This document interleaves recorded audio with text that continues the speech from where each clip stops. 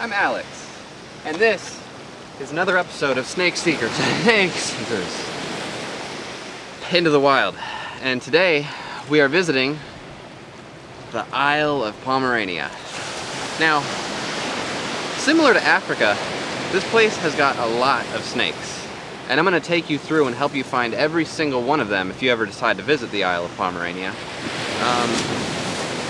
And yeah, you'll get to see snakes like the natural rocky Pomeranian snake and the black and white pit viper. The pebble viper, I'm sorry. Pebble viper. It's an interesting name because they also have the pit snake, which actually lives in a pit full of pebbles. And whatever, it doesn't matter. Let's go.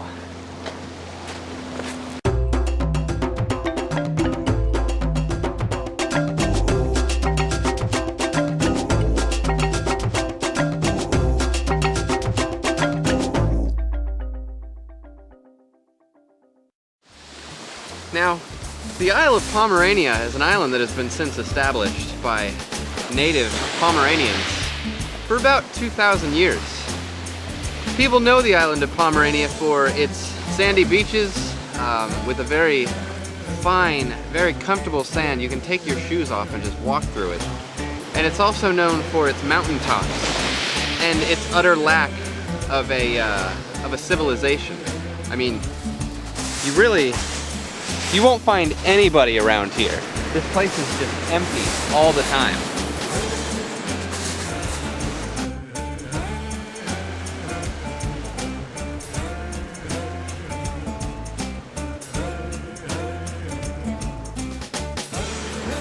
Looks like we found our first snake.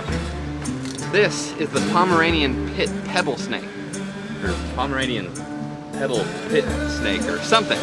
It's a snake. Snake Seekers. All right, so as you can see, it's right in there. Now, it might be hard to see it because it's actually very closely related to the African stick snake. Very closely related. It's almost like the same snake, except this one has it's in a pit. So I'm gonna try to seek it.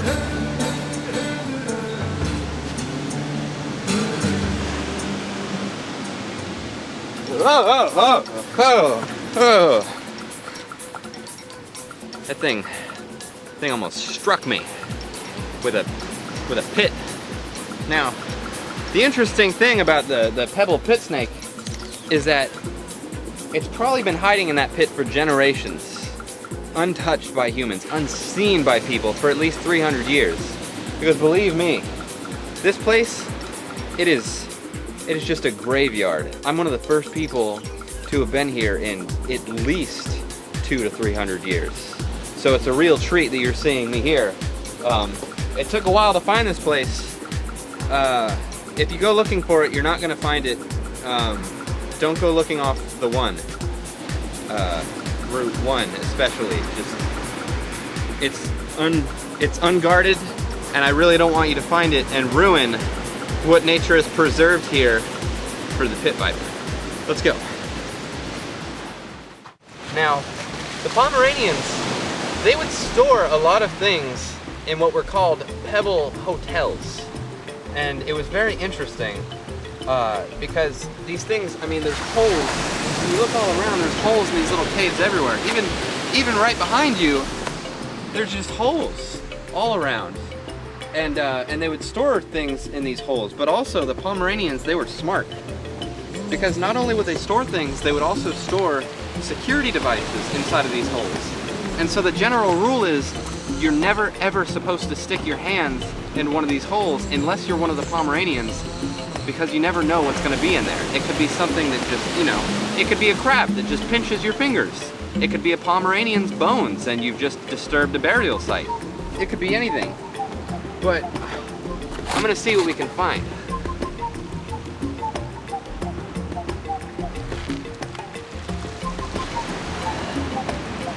I think I feel something.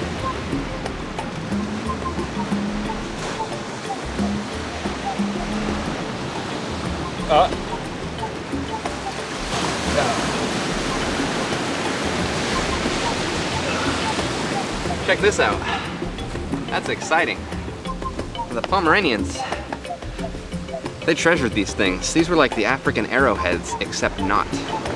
Everything you know about the African arrowhead, nothing to do with this. This right here is a Pomeranian pastry paster. They would put pebbles inside of this thing. They would unwrap the back of it, put one single pebble in there, and with the power of the Pomeranian pebble, it would turn it into a paste. And they could use this paste on traditional foods and dishes, and it was really, it was probably terrible. I mean, they're eating rocks, come on. God damn. This place is awesome.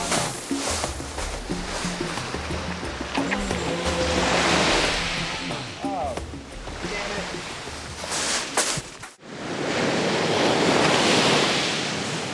So I got myself stuck. Now, the thing about the Pomeranian pebbles is when you're stuck inside them, it's like quicksand, except it's not sand, it's pebbles. So what that means is, I'm gonna have to figure out a way to dig myself out of here. Now I'm prepared for any situation involving snakes, because I'm a snake seeker. So I don't really have a shovel. And frankly, I really don't want to get my hands dirty, so it looks like I'm going to have to resort to using this instead to get all of the pebbles away from my feet. And this might take a while because there's been documented cases of people, I mean, even just last week there was a group of people who showed up here and they got stuck, and it took like an hour for them to even think of how to get themselves out. Yeah, so I'm gonna start digging.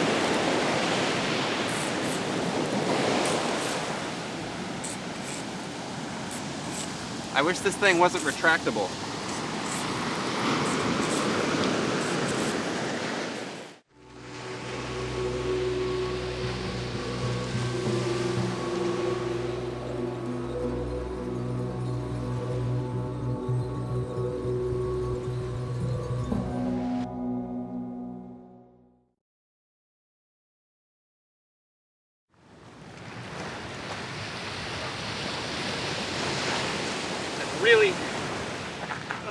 Really sucked.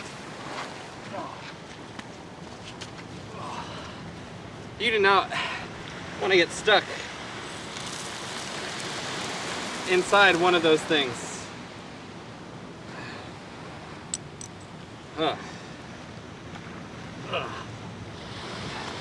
Because if you get stuck there, your feet are uncomfortable.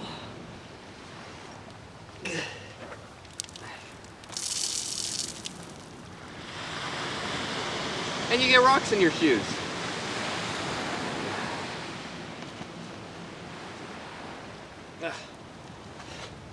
All right, where was I? Now, the Pomeranians would use large pebbles like this when it came to the act of consuming food. Now, I'm sure you're all aware, traditionally speaking, today, we usually use more precise objects like spoons, forks, knives, chopsticks even. But traditionally, tribes beforehand, before the modern foods were invented, they would have to use more blunt objects. Like, I'm sure you've seen those little bowls with the, you know, with the rocks that they use to scrape food, grind it down, and then they would eat it, just plain, directly. And that was their way of eating food. They'd eat it out of the bowl. Now the Pomeranians would use this. Now what this is for is they would hold it like so in their hands, and then they would chuck it. Wherever it landed, they ate wherever it landed. And in this case, it looks like it landed over there in some pebbles and roots and stuff. So let's go.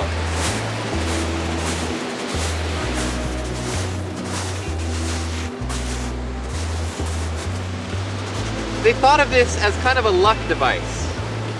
Wherever it landed, if you were lucky, you would eat some good food. Most of the time, it was just pebbles. But in my case, it looks like we've also got a nice piece of seaweed here. Now, as you can see, the pebbles are sticking to the seaweed as well. which is a sign that the seaweed is more fresh because it's more moist. So let's give it a try. That tastes great.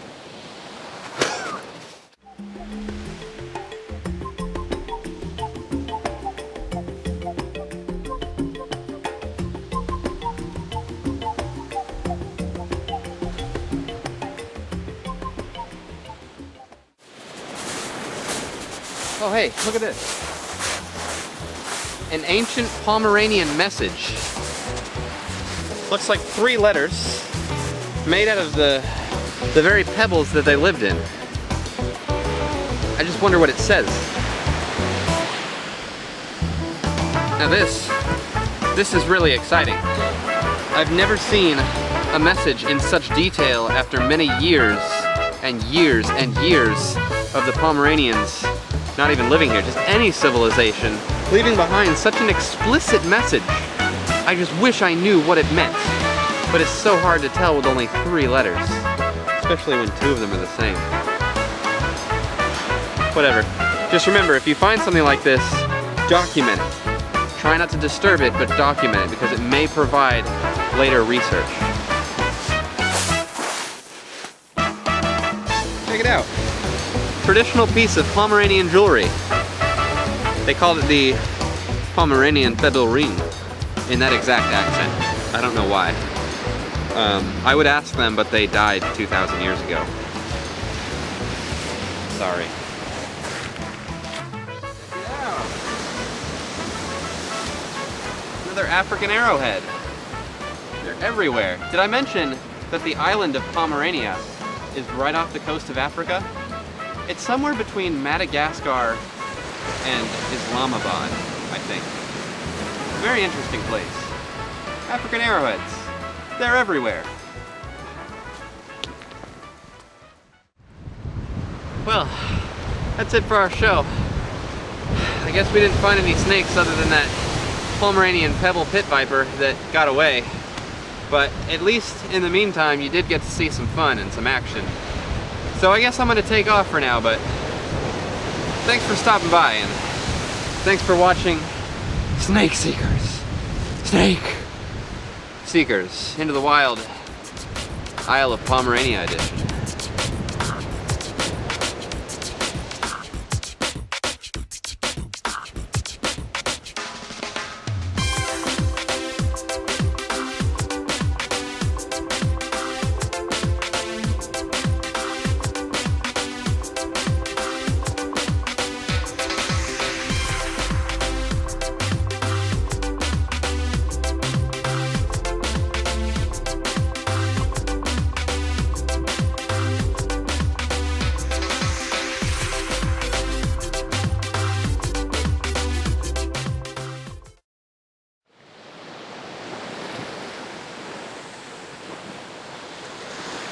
That tasted like salt and rocks.